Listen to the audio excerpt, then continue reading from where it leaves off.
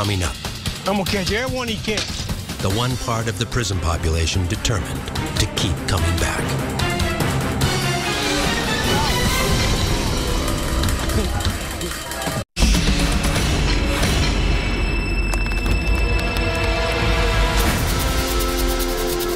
There's a certain storyline that develops at many of the prisons we visited that we have difficulty ignoring.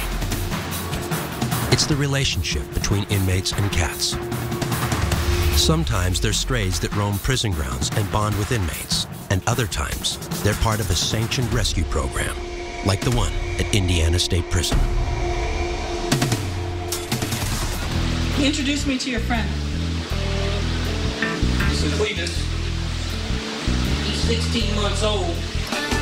They said we can adopt cats from the Humane Society, so I adopted this one. Benjamin Ritchie was in for a pretty horrendous crime. He's on death row. Death row is a very dark, depressing place. But when he started playing with his cat, Cletus, there's some kind of bonding. There's a display of affection that you would never normally see in a prison environment. You wouldn't believe what a cat would do. I'm not a cat person to begin with, but I got me one, and, you know, I like the little fella. It's interesting to see this change in these hardcore, tough inmates whenever they're around their own cats particularly. They just become so much more softened by having this connection with an animal. He's my buddy. When times are hard, you know, dude to snuggle up to you. Here there's a safe place for these guys to kind of mellow out, have something to love, and embrace something a little bit different than the darkness and pain they're usually surrounded by. There's a code of sorts with these cats. You do not mess with somebody else's cat. You don't hurt them, you don't look sideways at them. Heaven forbid you spit at one of them. They take their cats that seriously. Come on. Come on. Come on, Daddy. Come on. Minnick and Majestic were a very interesting pair. We play and everything. When I got him real small, everything, he had a little registration thing, little kitty cat thing. And then you get a little ID with kitty cats on it. Minnick was extremely bonded with his cat, Mr. Majestic. This cat kind of ruled the roost as far as I was concerned. Minnick painted this cat, fed this cat abundantly from what it looked like, and they seemed to be somewhat symbiotic. I got him November 2nd, 2006, and he got neutered October 27th, same day I got arrested. So we got something in common. I think the cat program tames the beast. Come on. All right. At the Holman Correctional Facility in Alabama, the cats are even more abundant, but none of them are invited.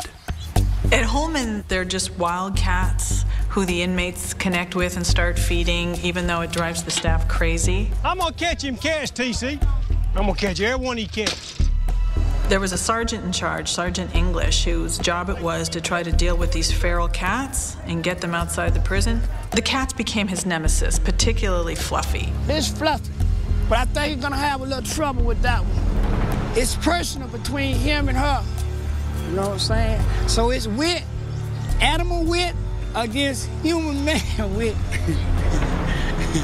So I've been trying to catch Fluffy for 6 months. I hadn't caught her yet.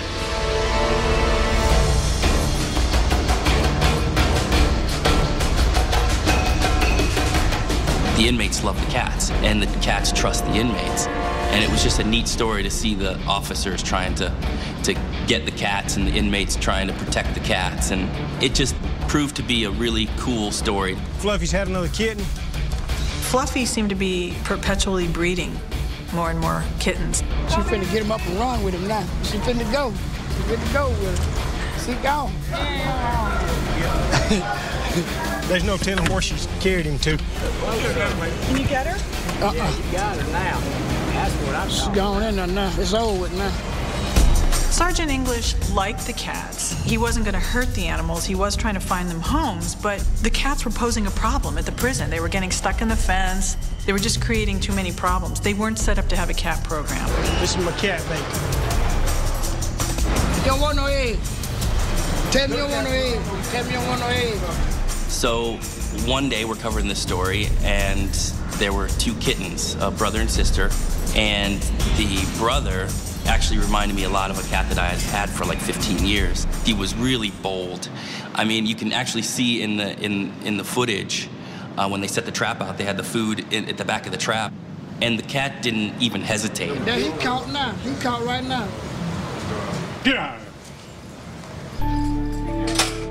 here. It's that easy to catch him.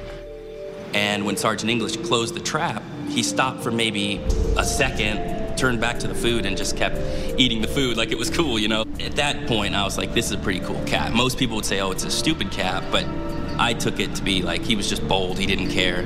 And so just I kind of threw it out there, hey, if I wanted to take this guy home, what would I have to do? Our cameraman, Brian, ended up adopting this little kitten. They're like, oh, that would be great, you know, just go down to the vet, get the shots, and get yourself a carrier that you can carry on the plane, and you got yourself a cat. And we had to take him back through the airport, which was kind of comical, because he didn't want to traumatize the cat any further. You know, it was born in a prison. So I actually ended up taking the kitten out of the little carry-on case and walking through the security system with it. Didn't make a sound the entire flight, just chilled out, relaxed, and turned out to be a great cat. One of them kittens went all the way to California. Yeah, I heard. I believe he might be living better than me and you all. I know he living better than me. He free. Yeah, but That's side of this thing. hey, I bet he's in an air-conditioned house. What you gonna bet? I don't doubt that. The cat has had the life of Riley ever since. I mean, this cat has an amazing life. And we would hear periodically from some of the inmates and staff always asking about the cat. And I believe Brian named this kitten Doc for Department of Corrections. Doc is great. He's still very bold. He's a mouser. I mean, like an incredible mouser. Usually a few times a week, he'll bring in mice from outside or rats from outside, and we live near the mountains, so there's quite a bit of wildlife, and he'll bring us a trophy, you know, pretty much a couple times a week.